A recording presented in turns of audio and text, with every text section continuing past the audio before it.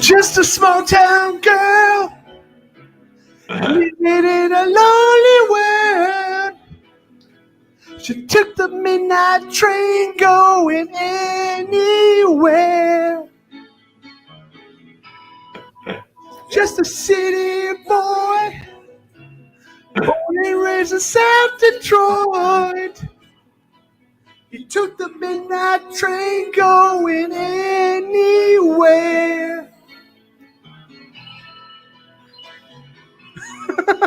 Love it. Love it. We're going to go. Love it.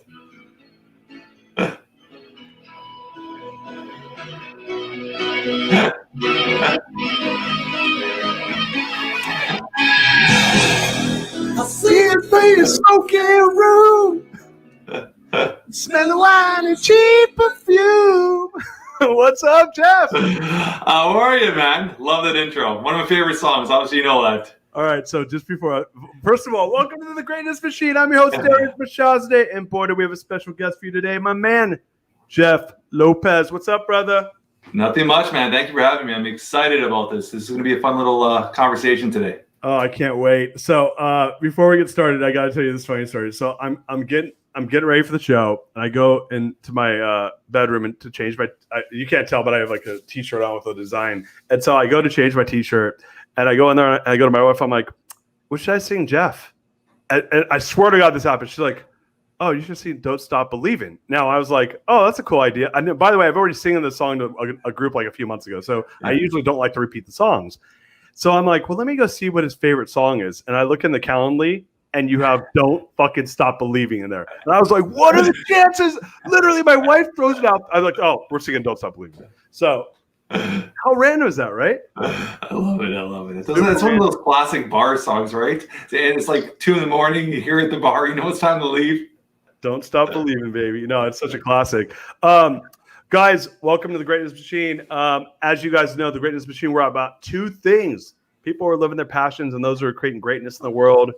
My friend Jeff, he's neither short of neither passion nor greatness. We're going to be chopping that up, talking about some cool stuff. Man, I was like, hey, we got to get started because you and I like to talk a lot. And we're gonna go. I already know we're going to go for a while here. So do you mind if I do a little bit of housekeeping and then we'll get going? Do your stuff, man. Do your stuff. Guys, we are live. Someone just called me on my phone. I got to block this thing so it doesn't interfere with the show. Guys, we are live. So live things happen. People make phone calls. We got interruptions. But we are live. So start a watch party.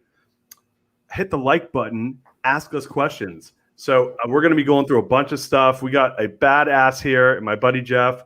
I want to give a little bit of background, though. So this is how Jeff and I met.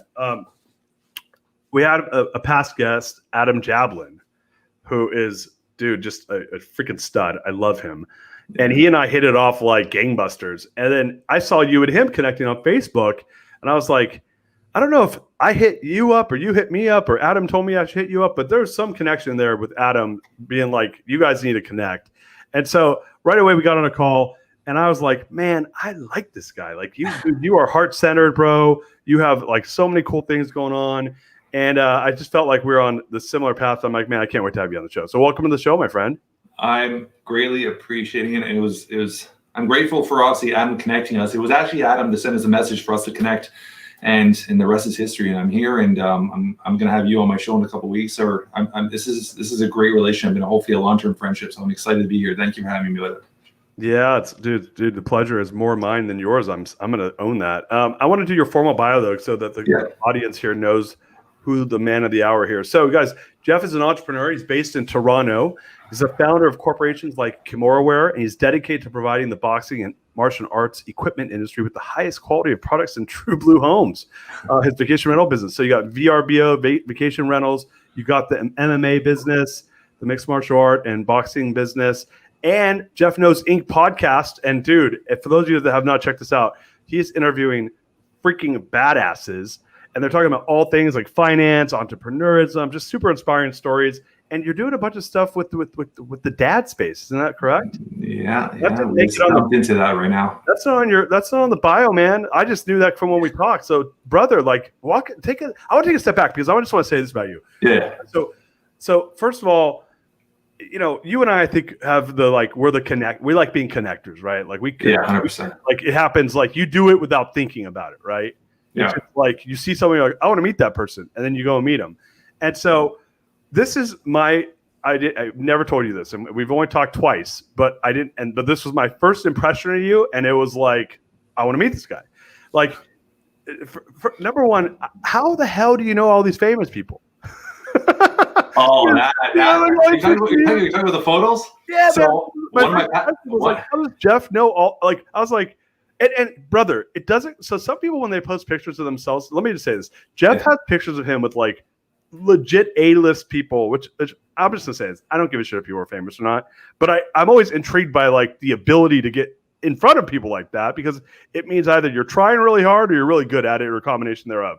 And so I was like, this guy he's shaking a lot of cool people's hands who are doing cool stuff. Actually, and I don't care if someone's famous. It's just these are people doing interesting things.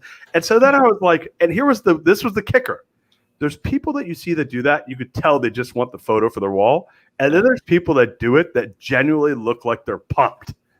And you generally look like you're like super fucking pumped when you're doing this. So I just wanted to throw it out there that was my first impression of you. A lot of those photos were, I'm 43, so those photos were my early 20s. I had a consulting company, and I would do charity events, golf tournaments, galas, and we'd set up all the live auctions. And I ran that company for about 3 years, so I sold it. I exited out of it. And so every time we would be downtown at these fancy hotels doing galas, they'd always have a celebrity there. And it would just meet them. I'm not friends with them, obviously. It would just meet them, hang out with them. Sometimes we spend half an hour with them. Sometimes we have a coffee. Sometimes we just, hey, take a photo with me. So I would be in that aura of them. So I got to meet a lot. Like I probably have about 400 or 500 photos with like really A-list celebrities. Wow. And it was all over a 3-4 year period. That's so cool, man. And dude, and so you're kind of hitting the nail on the head here. You are like a quintessential entrepreneur. Oh, 100%. Like you like get after it, entrepreneur, like always trying to like think of like the next cool thing, ideas coming, executing on them, building them into something, moving on to the next thing. So, dude, I would love for you to like give us like your history, your journey, because I'm fascinated by people's origin stories. It's my favorite part of doing this whole show is learning about people. So please tell us, how did you become an entrepreneur? How did you get to where you're at today? I'd love to hear like the 5-minute version of that. I'm going to start off quickly. I love your energy. I swear to God, I feel pumped. I feel like jumping up and down doing jumping jacks right now. I love your energy. It all started, I'll give you a little Cole's note of it. It all started when I was 17. 17 years old, high school. After high school, we would go to this local mall. The local mall had a bunch of stores. We would talk to a couple of the store managers, and they would be like, after school, at the food courts, we talked to them. They'd be like, after school, all these kids are coming in, stealing. We can't stop it. It's getting really annoying. The mall security's not doing nothing. I went home to my dad. It was a weekend. I was talking to my dad. I go, can you lend me $250? He gave me $250. I registered a $60 sold business, got some business cards, got 4 security jackets, 4 walkies, hired all my buddies, and went and sold my services to all these places. So we did a loss spreadsheet. I put all my high school buddies in front of all these stores, and from 3 to 7 o'clock every night, I ended up having 13 stores. From 3 to 7 o'clock every night, they would stand there, and it would be a prevention. No kids would come in. Everybody was happy. I ran that business for about a year and a half till all my friends would call in sick, and I would take their shifts, and I would hear my parents screaming that I was working every single night and I wasn't doing my homework. And I ended up selling that business, and the gentleman that bought that company off me till this day still runs it, called Strictly Security Services. So that was my first venture into being an entrepreneur at 17. Hey, man. So hey, let me ask you a question. What did you charge the stores? $13.20, and I would charge my friends. Minimum wage back then was $6.25. Oh, because you're in Canada, and you and I are about the same age. I'm 42, and minimum wage in California then was $4.25. Yeah. Oh, I mean, with the exchange rate, it was probably the same thing when you think about it, right? Yeah, you couldn't do much with that. No. Even hey, listen, that was a lot, not a lot of money then either, guys. So that's so. Listen, you're more of an entrepreneur than I was. I didn't think I started my first thing where I hired people till I was probably 20. So you were what, 16? 17. 17, and you're like, I'll fix. There's a problem. I'll create value, and so that's exactly. And you arbitraged it. You were making like $7 an hour. Yeah. How many guys did you have working on any given hour? I had six. At one time we had 13 locations, 13 different shops that had our services. So we had. It was a little operation we were running there. So I remember I heard either you were on another show or you wrote about it. Like you took that money and you bought a Mustang 5.0. No, not a Mustang. No, my first car was actually before that. My first car was 16. I worked for 2 summers. I've always hustled. I worked for 2 summers at a daycare. And when my friends were all partying, I was 13, 14. I would literally work at a daycare for 2 summers, and I made enough money. And then when I turned 16, my 16th birthday, back then, I don't know how it is in the USA, we took our 365, which is our written driver's license. Right. Same my birthday, which is January 25th next week. I took my written driver's license. I got a tattoo. It's my 16th birthday. Nice. And then a week later, I took my dad's car, got my license. Nice. And back then, you just literally go do your driver's license, get it. It wouldn't be like this whole process like it is now. I got my license, and I bought the next day 1986 T-top IROC Camaro. Oh, even better! You bought a white. I have the picture on social media. White. You bought a T-top IROC. Listen, Yes. the only way that would be better was if you bought like an '84 IROC with like or a Firebird with the Firebird painted on the hood. Yeah. That's the only way that would be better. That is freaking badass. That's like the ultimate Gino mobile. You know that. Yeah. Dude, that's amazing you bought that car. I like you so much more right now than I did. I liked you a lot. And it's funny is 4 months later, I actually bought a 78 Camaro, and I was going to drag race with it. That was my goal. And my mom did everything she could to prevent it. And long story short, I ended up parking in my parents' garage. All these years passed. I ended up getting married. I always wanted to sell. My mom's like, just leave it here. Don't touch it. Years later, about 6 years later, 6 years ago, I actually ended up taking out my parents' garage. I restored it from top to bottom, and I have it sitting in my garage now. I got a 78 Camaro done up to the max, all restored. So that's my like summer little fun car. Oh, that's so cool. I have a funny story about a 78 Camaro. So my dad, I'm half Persian and half Italian, and my dad was like this like little scrappy entrepreneurial Persian guy. I'm a big guy. We've never met in person. I'm 6 foot 250, like solid. Yeah. My dad was like 5'7", $130, soaking wet. Yeah, so like my dad. But he was like a freaking maniac, and he was an entrepreneur. That's how I learned entrepreneurism, was watching my dad. He owned gas stations, and people would bring their cars in, and then they wouldn't pay to fix them, and then he would basically repossess the title, and then he'd sell them and get it paid, right? So he always came home with different cars. I mean, like one piece of crap after the next. But when I was in grade 3, right? I was 8, 9, and my dad rolls home with a baby blue and white top 878 Camaro. And my dad was like a maniac driver. Like I think he totaled 8 cars in his life. Wow. Like total. I don't even know how he lived. He flipped probably 3 cars because he drove so crazy. So I have trauma from being in a car with my dad driving. So when I was in 3rd grade, my dad would pick us up at daycare, and then we lived in the hills in Southern California, and he would race down the hills. Probably the speed limit was like 40 at 80, right? Wow. Like, yeah, not safe. Like my dad was not a very good, like he was not like the most safest father. So my friends were like, is your dad? And so my dad, when he had this car, I don't even know what he did with it. He probably sold it. But my friends would say, like, is your dad a race car driver? And that was the car that they'd see him jamming at 90 in like the suburbs. That's a badass car, dude. So fast forward, security business. You're hustling. You're a hustler, dude, and you're just like hustling to make it happen. Tell me about what happened. How did you parlay that into the next businesses that became? So my passion was fitness, and when I was 19, I was in college. I graduated with the fitness leadership program out of college, but I decided I put it in my head right off the bat I was never going to work for nobody, and I've never actually worked for anybody from 19 on. And what I did was I actually registered my first corporation, and I ran a consulting fitness personal training business. So I had 6 trainers working for me. We would do in-house personal training. I would get the contract, whatever it is, 30 sessions, 20 sessions. I would send a trainer in there and make my cuts, and then I did consulting for gyms. So back then, personal training in gyms wasn't so valid as it is now. You're at every gym, they try to sell you personal training. Back then, this is going on to 44 years ago. You would buy it, you go in, get a gym membership, you pay your PAPs or your pre-authorized payments, and you just tally on. So what I did was I actually started introducing personal training to the big box gyms, all the local big box gyms. So we build a back-end system. So you would get a gym membership, you would be forced to do an assessment. We would have a sales team. We put you through a whole assessment, which is very common nowadays. We put through a whole assessment, do the sales. So I was installing the system to other gyms. And at the same time, I was teaching sales systems. I was standing in front of like 500, 600 people doing sales, teaching gym membership sales at 19, 20. So that was my whole venture into that business. I ran that business for a few years as well. Dude, I was in the gym sales business. Jesus. Yeah. Yeah, like that. I was a salesperson. I was the number one salesperson at my place, but I did it for like summer jobs. I'd go sell gym memberships. So it's funny. And this was in a big box. It was at 24-hour fitness in like late 90s.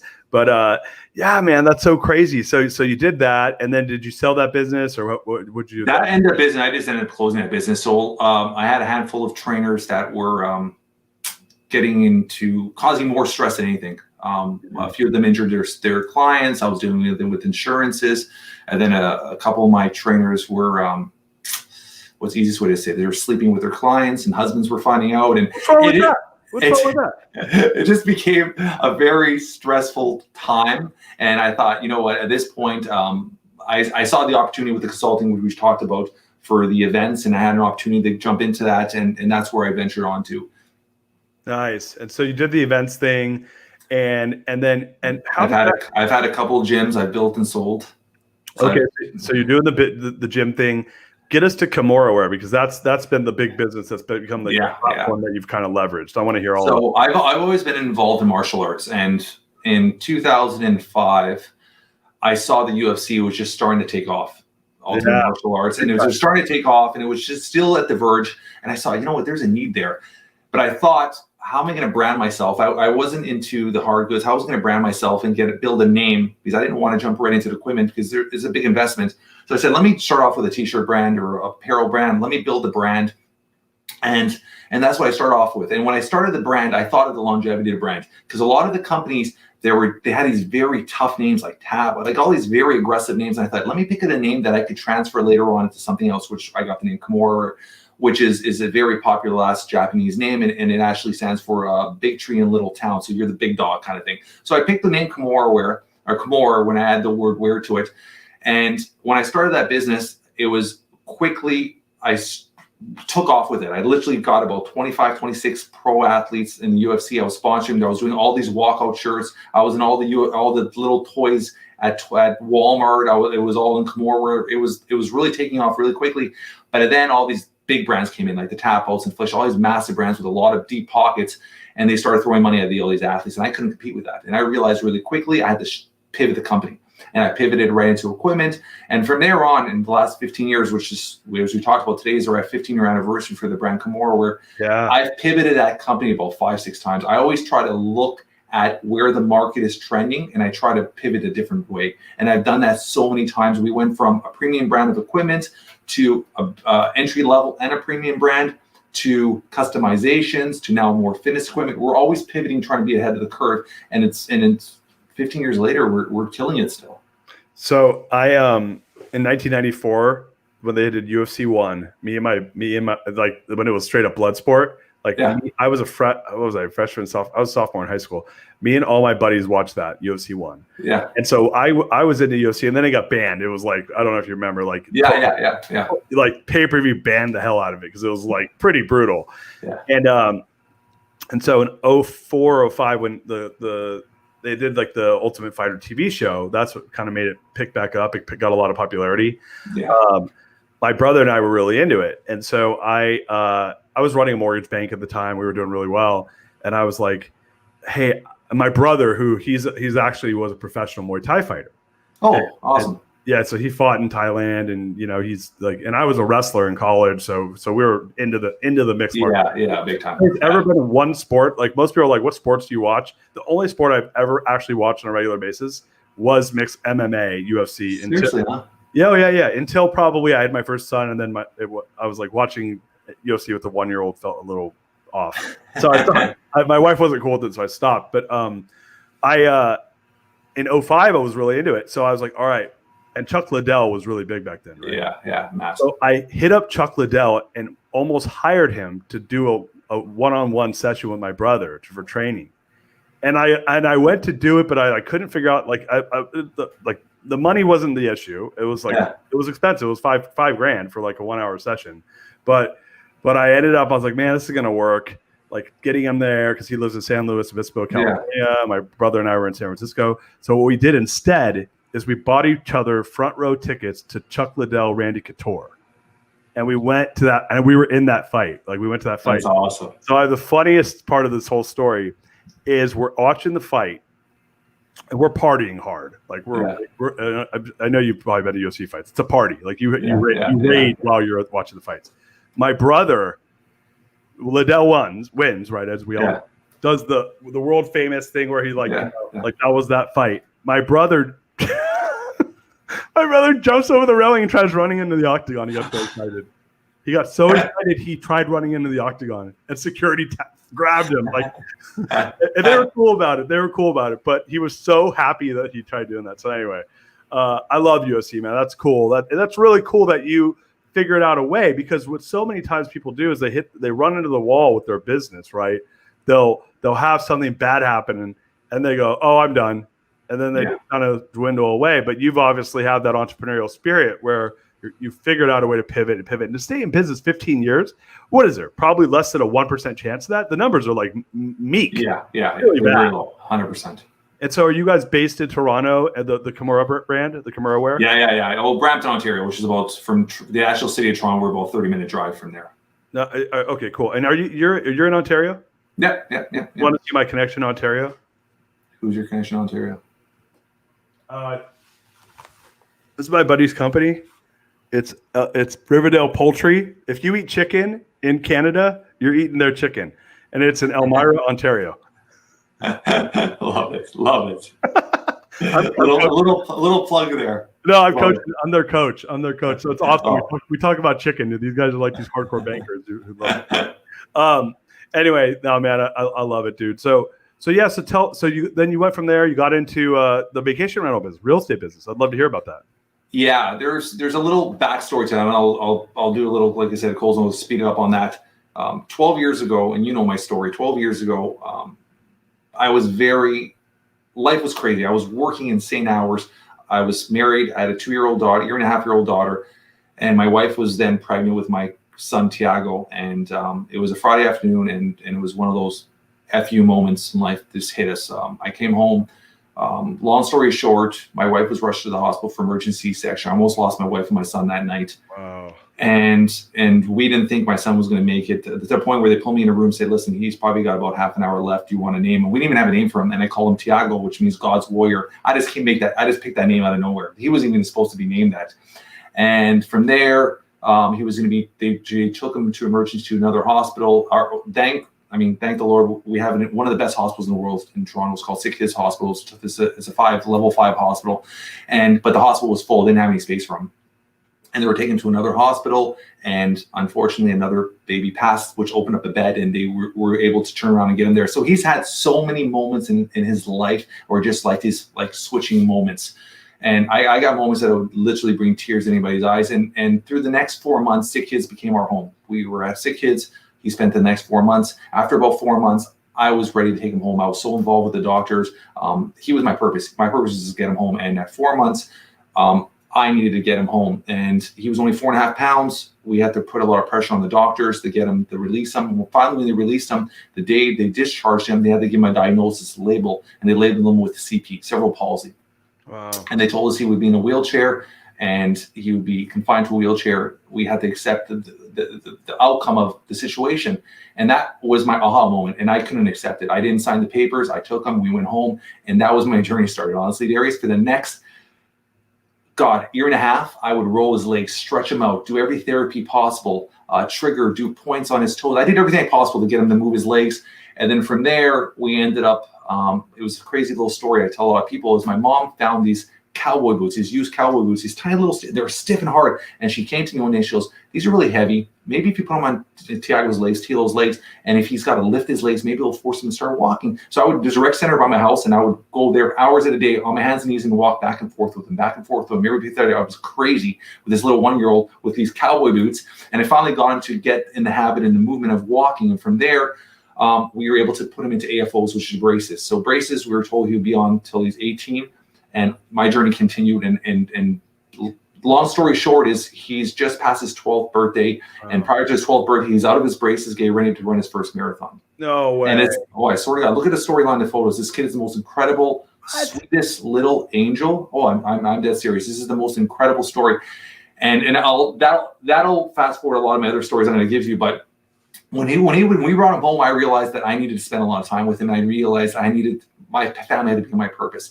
And that was the moment where I realized that me spending as much time as I can at home is going to benefit him, benefit our family. So I reshifted my schedule and I reframed my mind.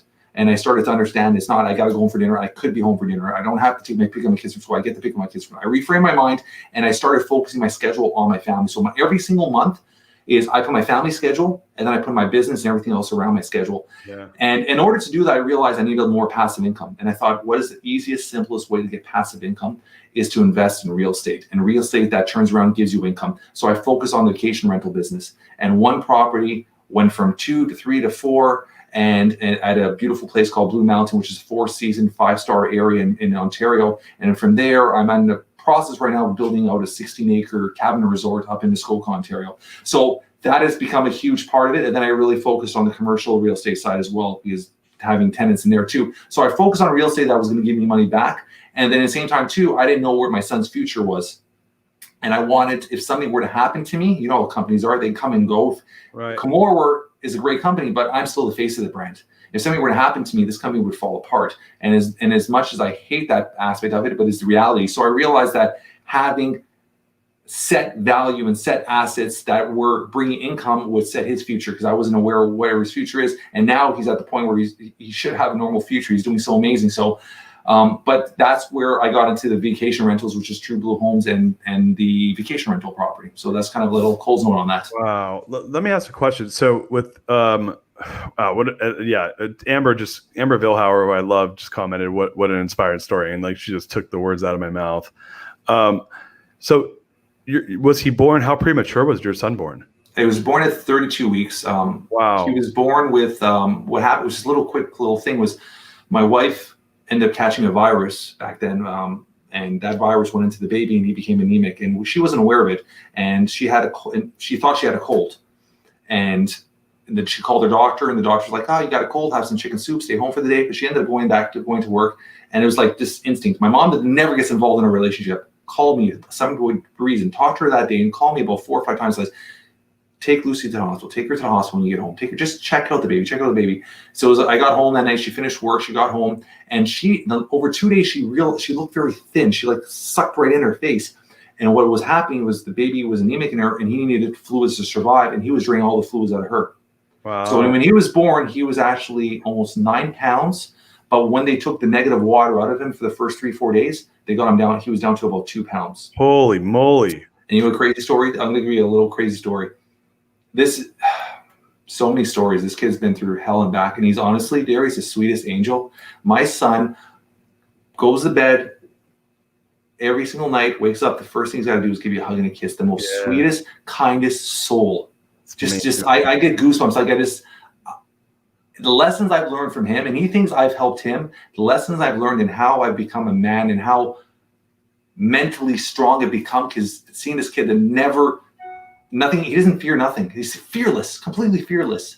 Most kids are playing video games at 12 years old. I get home and he's doing a 45-minute run on the treadmill at 12 years old. Because he's implied understood how fitness is going to help his future, and he's understood that, right? So a little quick story is we're at Sick Kids, and we almost lost him 4 or 5 times. And one of the times it was after a couple of days in being there, he was 2.5 pounds. He wasn't urinating. And they said he's pretty much poisoning himself. And his survival is we got to put him on dialysis. And they said, if we put a baby on dialysis this small, 2.5 pounds, he's not going to last a day or more than a day or two. So we can only have him on a day or two and cross your fingers that he starts urinating. So 1 day passed, he didn't urinate. 2 days passed, he urinate. So we went home that night thinking we're going to come back the next day, and we're almost preparing ourselves to say our byes. And we walk in there, and I just literally grabbed his hand, and this is the honest God truth. Within seconds, he just started pissing all over. Oh. And it was one of those stories which just kept everything you think of he's not able to do, it just happens. And I'm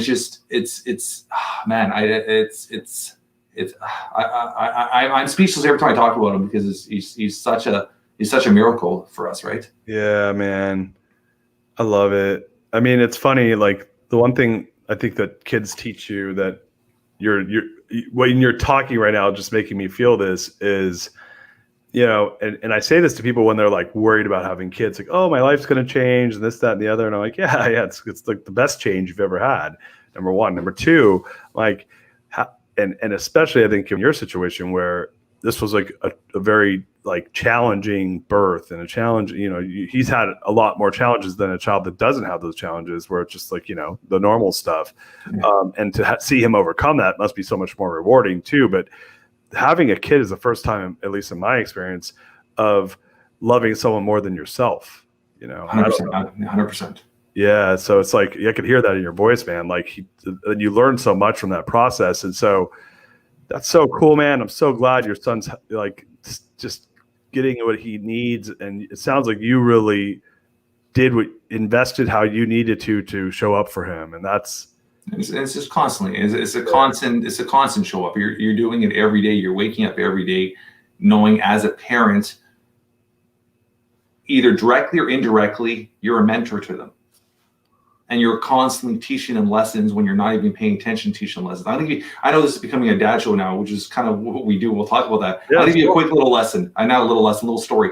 My son, he's really into baseball. He's a little lefty pitcher. And that was another thing. So when he was born, his right side of his body, he had no function really with it. And he learned how to do everything with his left. He's naturally right-handed, but he's learned how to do everything with his left. And he plays traveling baseball. He's a high-level baseball player at 12 years old, and he pitches with his left.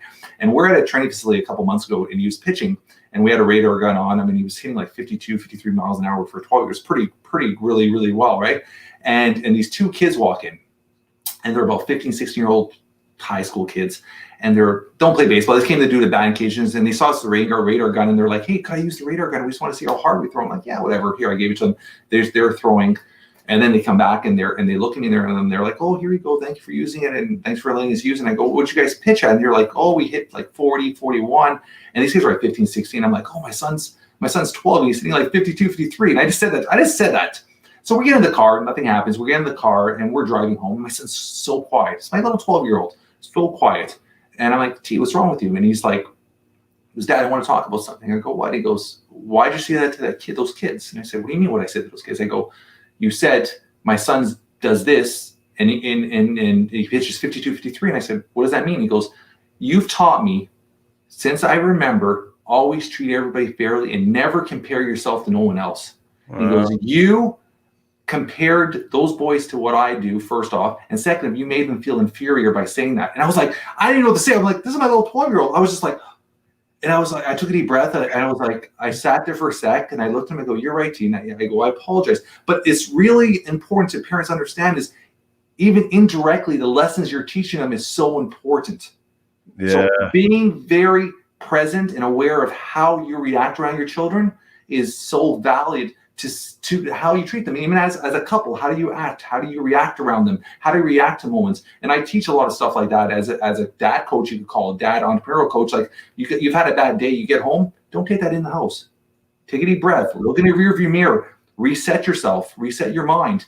Take a few breaths. Reset. Say, you know what? I love my family. I'm going to come in and we're going to have a good night. Don't take that negativity inside the house. Like learning how to understand your impact of the rest of the life of your kids. And then also being present. There's a stat, Darius. They say 80% of the FaceTime we have with our kids is before the age of 18. So also being very present is a massive part of it, right? Yeah, so I was, I'm hard on myself no matter what, but I would say that I was failing at some of the things you're talking about up until probably the last year or two. And it's been a lot of work for me to like get out of my own way, because I grew up with my dad was a guy that brought his work home with him and kind of didn't do the things you're talking about. So I didn't have any role models in that sense. But what I realized, I learned it through meditation, and I studied the Waking Up course. I like that course a lot. Yeah. And so by doing a lot of meditation, I started saying this quote, which was, I was butchering another quote. The quote I butchered was, how you do anything is how you do everything, right? I don't know if you've ever heard that quote before. Yeah. I misquoted it, which was how you are anywhere is how you are everywhere, which I actually think is a more true quote, because like how I do anything is how I do everything that's not true, man. I hate like cleaning the house. Like I'm not going to do a great job at it because I'm not good at it and I don't like it. And I'm just like, I know I'm going to do a bad job of that. This show, I'm going to try my damn hardest. I'm going to like try to be entertaining and try to make it interesting. Like I'm putting way more effort in the show than I am if you tell me to go scrub the toilet. So I don't agree with that quote, but I was listening to this guided meditation, and they were talking about, and this is how I learned how to meditate. And you just made me think of this is that a lot of times I used to think I was bad at meditation, right? I thought I was just bad at it because I couldn't stay focused and I just wanted to quit and it was boring. And then I realized that like whatever's going on in my mind during a meditation, I'm just taking time to stop and watch that TV screen, right? When I open my eyes up and go into the real world, that TV screen's still playing. Yeah. So I realized that how you are anywhere is how you are everywhere. Like, and you have a choice of how you want to be anywhere so that you could be that way everywhere. And so what you're saying, and what I realize is our kids are watching us. You just said it and you nailed it. And it's not like, I think there's this like old school idea that, oh, you got to like, don't fight in front of the kids. And I agree. Don't fight in front of the kids. Right. Because not because there's this like that you should be passively aggressively fighting and be quietly fighting. It's like you could leave the room, battle, come back, still be pissed. And in my opinion, that's worse than getting in a fight in front of the kids. Yeah. Because they sense it, man. They're reading 100%. Every skip of every breath in the room. They're observing our behavior. They're observing, to your point, how present are you? Am I sitting here doing this bullshit? Or am I sitting here looking my kids in the face? Am I being polite to the person I don't need to be polite to? Or am I being an asshole to someone because I think I'm superior to them? Our kids watch everything they do, and then they will do what we do. You know, we are teaching them not by our direct actions, but it's by our indirect actions as well. And I think you crushed that with what you just said. You know, I just did a post on Instagram yesterday, 2 days ago maybe, and it's something where my daughter's 14 now. She's in high school, and we had this conversation the other day, and it's something I instill into my children from day one.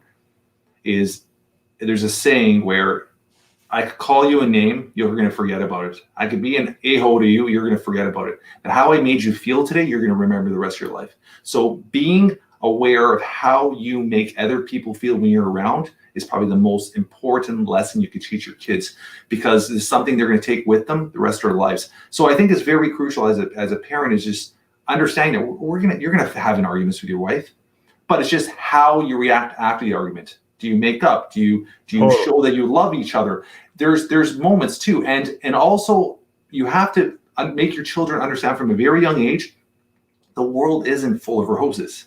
There's a-hole people out there. You have to. I'm very valid in showing my kids 2 lessons. One is you have to be tough. You have to understand there's going to be a lot of mean people, but you have to accept who you are. And if they don't accept you, they shouldn't be part of your life. And that was one thing. Even my son, when we first got braces for my son, he was 5, 6. I don't know how old he was when we actually got braces where he was able to take him to school wearing them. And my wife's like, oh, make him wear pants because you don't want other kids to make fun of him or pick on him. And I was like, no, he's fucking owning these. I made him wear shorts his first day. I'm like, you're putting on a pair of shorts. You're going to own these. You're going to learn to accept them because this is who you are. And if you don't want to wear your braces, you're going to work your rear off till you're out of them. But you're going to accept who you are and be proud of who you are. And that is one thing a lot of parents are not teaching their kids is and that's where the confidence comes along. Being fearless, having that confidence of this is who I am. And I want to be around people that are going to accept me and appreciate who I am, right? So that's another valuable lesson is just teaching your children to accept who they are and be present with who they are, right? Yeah, I have a friend he's in his 70s now, but he said, you know, the number one, you know, he had a daughter and she's in her 20s now, she's getting married. He said, the number one advice I always give people around parenting is don't criticize your children. No, like, don't criticize your children. I grew up in a family where my father was very critical, and my grandfather very critical. Lots of criticizing, and what you're doing is the opposite of what you just said. You are teaching your children to have low self-esteem. Yeah. You are telling them what's wrong with them. You are, and that's just a reflection of their own insecurities. I understand that now as an adult. Yeah. That's a reflection of the way they felt about themselves. But it took me a lot of work to figure that out, right? It took me a lot of work to figure out that that even though I didn't consciously believe it, it has unconscious effects. And to your point, like by teaching your kids to love themselves and own it, that is the best gift you can ever give to your friends, your family, your children. As parents, I think that is your obligation to do that. And people that don't do that, sorry, I know you don't curse, but I'm gonna curse. Fuck you, right? Yeah. So that's the way I feel about it. That is abusive behavior, and you are carrying on a tradition of people not loving themselves. And so I love that you did that with your son, because you've given him the gift of confidence, which especially like he has CP, right? He has cerebral palsy.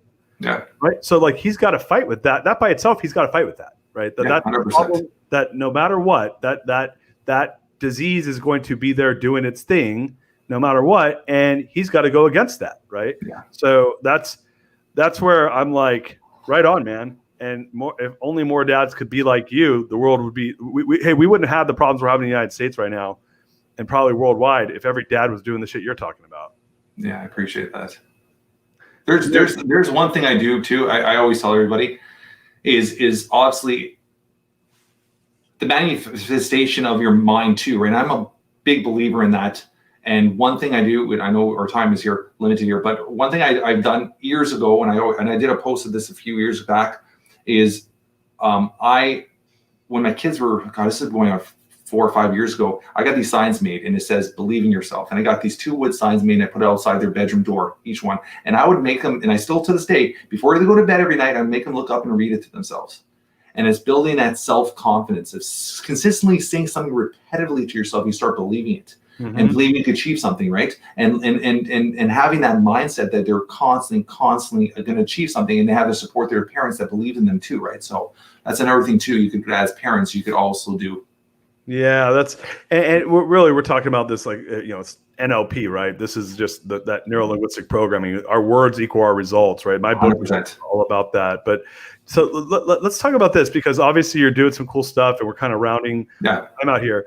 Like, talk about the big things you're working on right now that people should be aware of. That we're like I know you have your show and you're doing the dad thing. I want to hear a little bit more about that and some other bigger projects you're working on.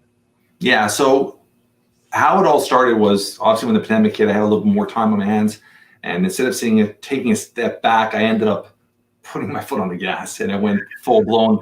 And to say the least, since April, I got a 2-book deal. I got my first book coming out cross your fingers, next week. It's called Entrepreneurial Dads.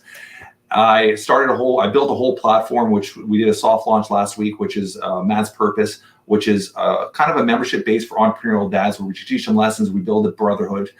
Over the last 3 years, I've done well for myself, and what I've done is I've taken 64 young entrepreneurs under my wing. I think we talked about this, and I've never charged a penny. I've coached them, mentored them. I've taken a few of them from ground up to 7. One of them is actually at 8 figures already company, and through the process, I've learned how to coach, and that was one thing I wanted to increase. So I started increasing my coaching business.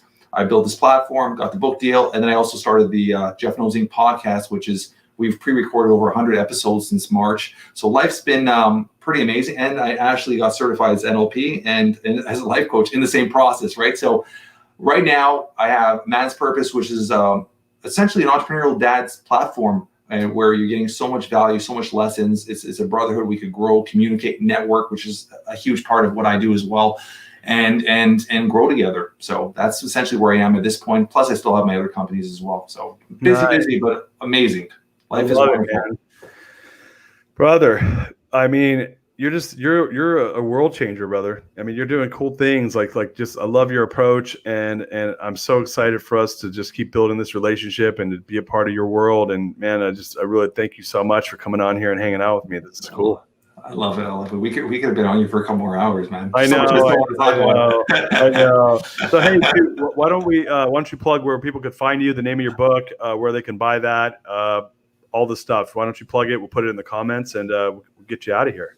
Yeah. So I'm more present than anything on Instagram. So it's just at Jeff Lopes, JFF LOPES. And you can visit Jeffrey, JFFREY, LopesLOPES.com. It's my coaching platform. And the book will be out in about a week. I don't even know. We're going to be selling off our website and trying to get it out as much as we can. So that'll be out in a week. So on the platforms, you'll be able to see it and all that. And I appreciate you, Darius. I appreciate this platform. I appreciate your singing to me today. I put a smile on my face. And I know this is going to be a long-term friendship. So I appreciate everything here today, buddy. I want to publicly apologize. I mispronounced your last name. Yeah, no worries. You put it is spelled R-E-Y. Jeffrey R-E-Y. Oh yeah. Hey, Jade, will you fix that? In there, okay. Yeah, we'll make sure it's correct no worries. In the comments. But Lopes, right? Yeah, Lopes. Yeah. Lopez with a Z. That's J-Lo. Jennifer Lopez with a Z. That's Spanish, and Portuguese with an S is Lopes. Screw the Spanish. There you go. That's perfect. Thank you. All right. I'll you know what? Like, can you pronounce my last name? No, I'll work on it until I have you on the show. I'll work on it. I'll have it right by the time you get on my show next week or 2 weeks. This is. I'm too improvisational. I don't prep too much for the shows. I like to just get after it. I never prep. Never prep for my shows. I should have asked though. Lopes it is. I actually like Lopes, man. That's a cool last name. Oh, it doesn't matter. Lopez. It doesn't. I don't take it offensive. Yeah. No, I'm serious. I dig it. We almost named one of my sons Lopez for his first name. Seriously, huh? Yeah, we were with my wife and I. And my son's names are Rumi and Pablo. Rumi, like the poet, and Pablo, like the poet of love from Argentina. So we were thinking, we were just thinking of cool names. I'm like, Lopez is a cool name. And so we were like, Lopez, take the last name, make it a first name, and Lopez Mirshahzadeh, like that's like River Phoenix cool. Yeah. My daughter is Sierra, and now Sierra's become a more popular name. But when we named her 14 years ago, you never heard it. And that means mountaintop.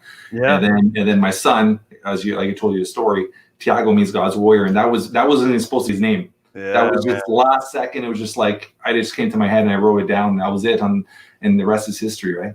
Yeah, brother. Well, so look, we got where people can find you. Check out the Jeff Knows podcast. I mean, you're interviewing some super cool people on there. I'm so pumped to do your show coming up here. I was supposed to do it. It evaporated from my calendar somehow, so I screwed up that one. No show. So we're going to be doing that in a couple weeks. And yeah, man, when the book comes out, let us know. We'll promote it for you and push it on local. And guys, check out Jeff.